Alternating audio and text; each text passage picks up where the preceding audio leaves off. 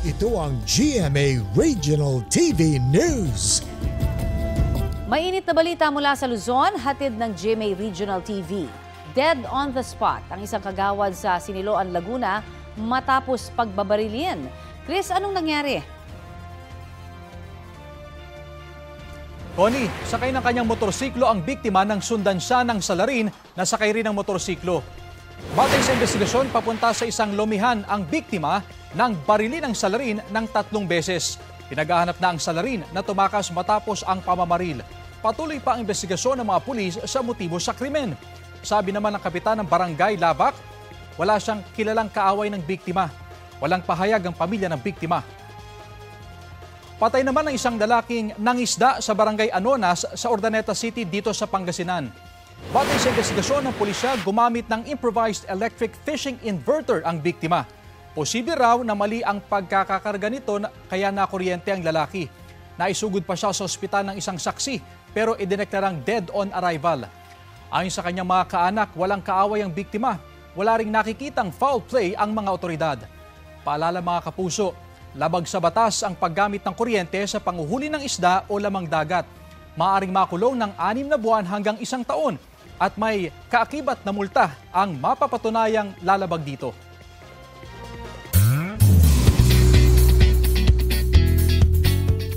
It's a new week mga mare at pare. The Clash is definitely back for its 7th season.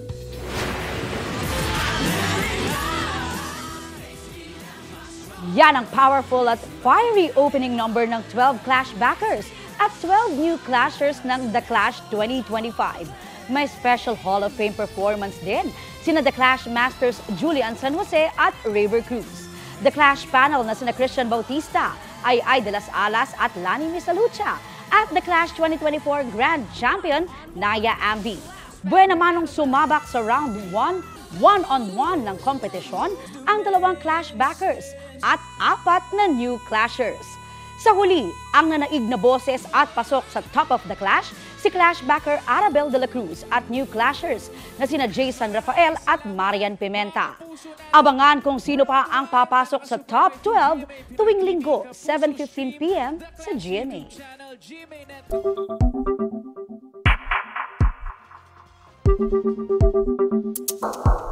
Isa pang nagbalangkas sa 1987 Constitution ang nagsabi na kailangang matuloy na agad ang impeachment trial ni Vice President Sara Duterte at pwede anya itong maitawid sa 20th Congress. May panukalang schedule naman ng isang senador para mapabilis daw ang paglilitis at matapos ito sa kasalukuyang Kongreso. Balitang hatid ni Jonathan Andal. Ipinanukala sa Senado ang mas pinabilis o expedited impeachment trial ni Vice President Sara Duterte na kaya raw tapusin sa loob lang ng 19 na araw o mula June 11 hanggang June 30 na huling araw ng 19th Congress. So, i-constitute ang impeachment court sa June 11, tapos 10 days pa rin yung submission ng answer ng respondent, tapos kung mag-reply yung prosecutors, June 22. Submission of trial brief, June 23. Tapos opening statement na rin sa hapon. Presentation of evidence on the part of the prosecution, June 24 to 25. Ang defense ay June 25 to 26. Kung kinakailangan ng rebuttal, ibigay yung June 27 sa rebuttal AM, PM, prosecution, PM, and defense. June 28, 1 hour each. Oral arguments, defense, at saka prosecution. Pagkatapos June 29, mag-meeting kami ng closed door. June 30, render a judgment. Sabi ni Senator Francis Tolentino, pwede niya raw itong ipresenta sa Senado. Pero para daw magawa yan, kailangang mapapayag ang prosecution na imbes na 7, gawin na lang 2 ang articles of impeachment. Yung 2, doable na yun. Piliin na lang nila yung sa tingin nila ay meron silang sapat na ebidensya. Sa ganon, paraan, talaga mapapabilis ito. Sinusubukan pa namin kunin ang komento rito ng mga kongresistang miyembro ng prosekusyon pero wala pa silang tugon sa ngayon. Paliwanag ni Tolentino, iminumungkahi niyang pabilisin ang trial dahil hindi anya ito pwedeng tumawid sa 20th Congress. Show me a provision in the Constitution, 1987 Constitution, that would point to the words carry over. Wala. Naging basihan niya ang salitang forthwith sa konstitusyon. Yung salitang forthwith ay command na naka-attach sa 19th Congress. Hindi po yun constitutional command sa 20th Congress. Iba ang pananaw rito ni Senator Sherwin Gatchalian. Hindi ito matatapos ng isang buwan lang. Talagang tatawid to ng 20th Congress. Sa Facebook, nag-post si retired Justice Adolfo Azcuna na kasama siya sa framers ng 1987 Constitution. Sabi niya siya ang sumulat ng salitang forthwith na ang ibig sabihin aniya agad-agad. May tuturing daw na matinding paglabag sa saligang batas kung ibabasura ng Senado ang articles of impeachment at hindi magtutuloy sa trial. Pero pwede raw itong baligtarin ng Korte Suprema o Senado ng susunod na Kongreso sa pamamagitan ng motion for reconsideration. Sabi rin ni Azcuna, pwedeng tumawid sa susunod na Kongreso ang impeachment proceedings dahil hindi naman daw ito legislative power ng Senado kundi constituent power. Umaasa si Azcuna na susundin ng mga senador ang mandato ng konstitusyon na ituloy na ang impeachment trial.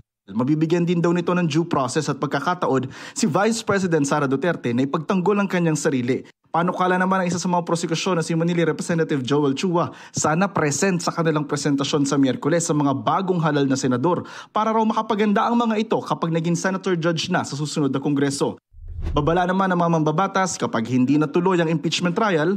Kung maging malabnaw o lumabo ang impeachment proceedings, ilalabnaw lahat yan. At mahihina yung tinatawag natin check and balance. I'm afraid that there's going to be an erosion of public trust in the Senate as an institution. Marami pong aalma dyan, marami pong mawawalan ng, if I may say, respeto sa Senado. Jonathan Nandal, nagbabalita para sa GMA Integrated News. Para kay impeachment prosecutor at One Rider Party List Representative Rog Gutierrez, hindi sapat ang iminungkahing panahon ni Senador Francis Tolentino para sa impeachment trial ni Vice President Sara Duterte. Ayon kay Gutierrez, kulang pa ang 2 araw na inilaan ni Tolentino para sa presentation ng 7 articles of impeachment laban sa bise. Hindi raw sila papayag na gawin na lang 2 ang articles of impeachment para lang sumapat ang oras. Kung hindi naman matatapos sa kasalukuyang Kongreso ang impeachment trial, naninindigan si Gutierrez na pwede itong tumawid sa 20th Congress. Sa ngayon, tuloy-tuloy raw ang paghahanda ng House Prosecution Team sa presentasyon ng articles of impeachment sa Miyerkules, June 11.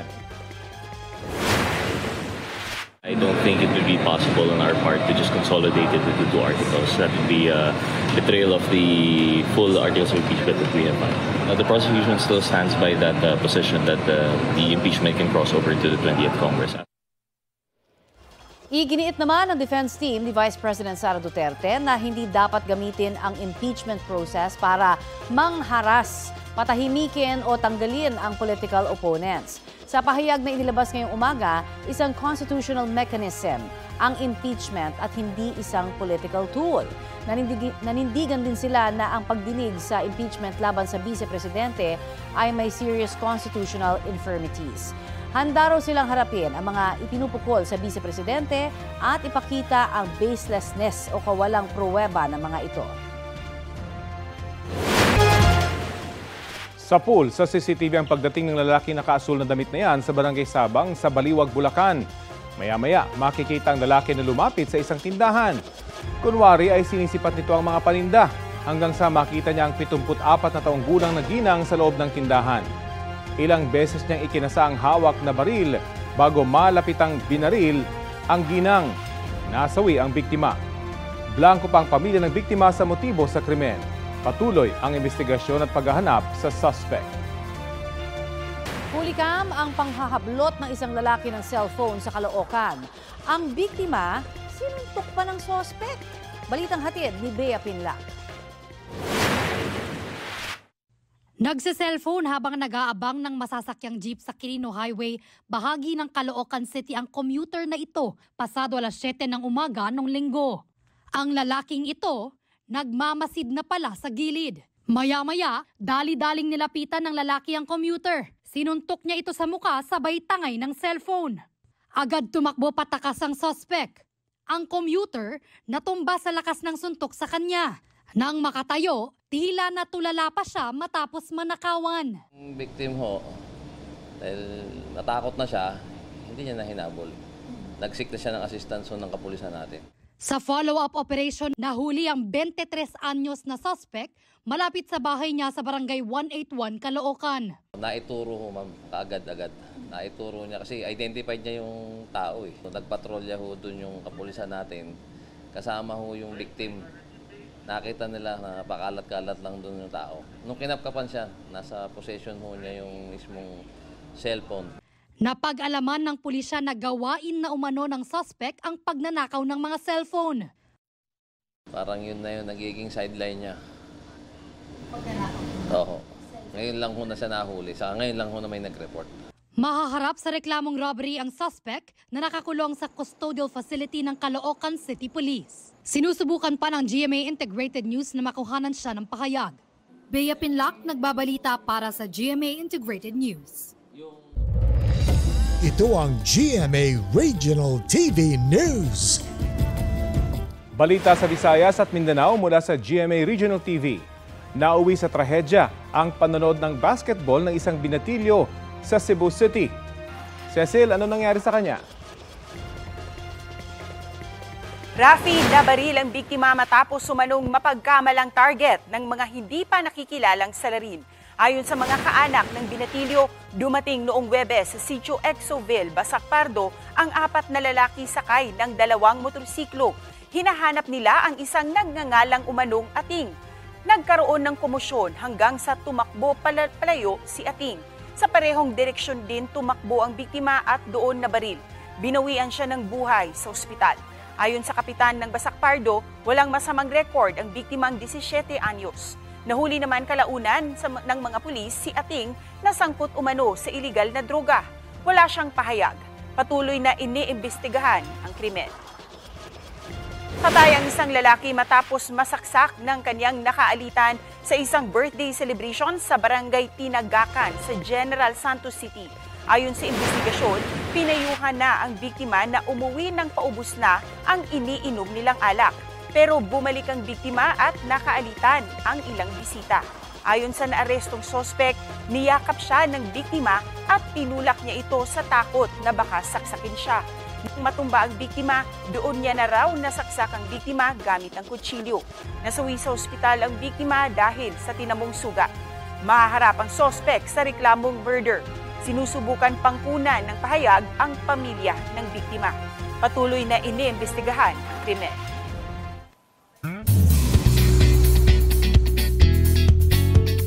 Bigate ng pinakabagong house guest sa bahay ni Kuya. She's no other than Kapuso global fashion icon Heart Evangelista. Bago sumabak sa tasks, isinare pa ni Heart sa Instagram ang kanyang house guest look while posing sa iconic PBB door. Ano kaya ang magiging misyon ni Heart sa Pinoy Big Brother Celebrity Collab Edition? Abangan yan tuwing weekdays 10 p.m. at 6:15 p.m. tuwing Saturdays sa GMA Kapuso Stream at GMA Pinoy TV.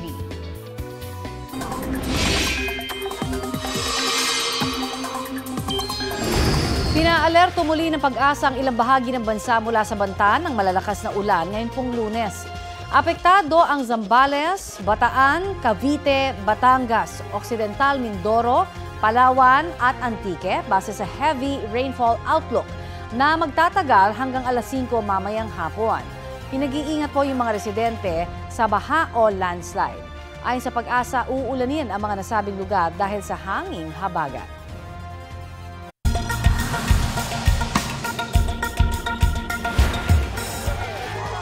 Agad-agad na isinakay ng mga lalaki ng isang tao sa ambulansya sa Bogota, Colombia.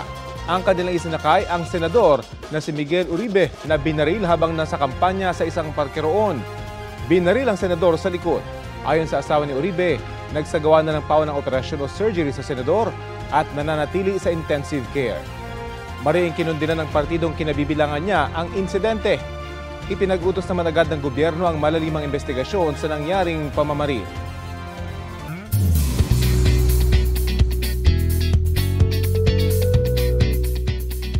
Siksik sa aksyon at visual effects ang ipinasilip ng full trailer ng Encantadia Chronicles Sangre. Ipinakilala na rin ang mga bago at magbabalik na karakter sa Telefantasia. Ang latest hatid ni Nelson Canlas. Sa kauna-unahang pagkakataon, ipinasilip ang mga kaabang-abang na eksena sa pinakamalaking telepantasya sa GMA Prime, ang Encantadia Chronicles Sangre. Maghihiganti ako sa kanilang lahat. Wawasakin ko ang buong Encantadia! Sa pag-usbong ng bagong panganib, darating ang mga bagong tagapagligtas. Say abisala sa mga bagong tagapangalaga ng Brilyante na formal nang ipinakilala sa MediaCon ang apat na sangre, sina Bianca Umali o Terra, Faith Da Silva o Flamara, Angel Guardian o Dea, at Kelvin Miranda o Adamus. Bago ang MediaCon, nakapanayam ng GMA Integrated News ang apat na sangre. Iplinex ng apat ang kanilang full costumes at mga pinagdaanan habang sinushoot ang Kapuso Telepantasya. Aminado si Faith na sa sangre na challenge ang kanyang kakayahan sa pagganap. Na hindi ako bihasa pagdating sa pakikipaglaban. Ibang klaseng laban siya dahil yung brilyante ng apoy yung nasa akin. So yung fire, yung alab talaga ng pakikipaglaban, yung init, it has to be there. Nagpapasalamat naman si Angel na nakatulong ang mga nauna niyang project para maging handa sa pagganap niya sa bagong serye. Galing akong Running Man. So actually nakatulong siya sa pag-prepare ko physically. Since very physical yung Running Man, kahit papano yung body ko, na-ready ko for this. Dinagdagan ko na lang din ng konti pang sipag. Sa loob ng halos 2 taon, siniguro daw ni Kelvin na nasa tamang mindset siya. Pagbutihin pa ang pag-arte at magkaroon ng sapat na lakas para sa mga training para sa fight scenes. Kailangan mo talaga ng matinding commitment.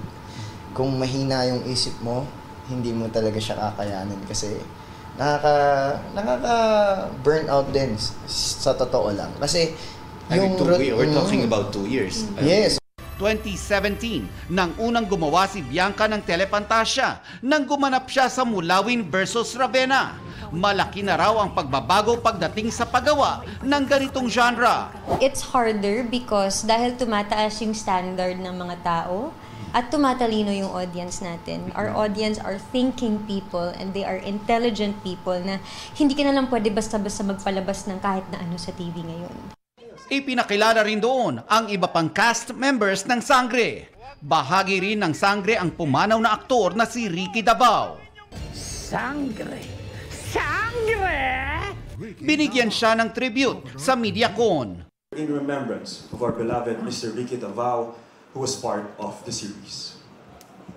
Dumalo rin doon ang ilang GMA executives sa pangunguna ni OIC for GMA Entertainment Group, Cheryl Chingsi. Kinanta rin ni Limitless star Julian San Jose ang theme song ng Sangre. Nelson Canlas nagbabalita para sa GMA Integrated News.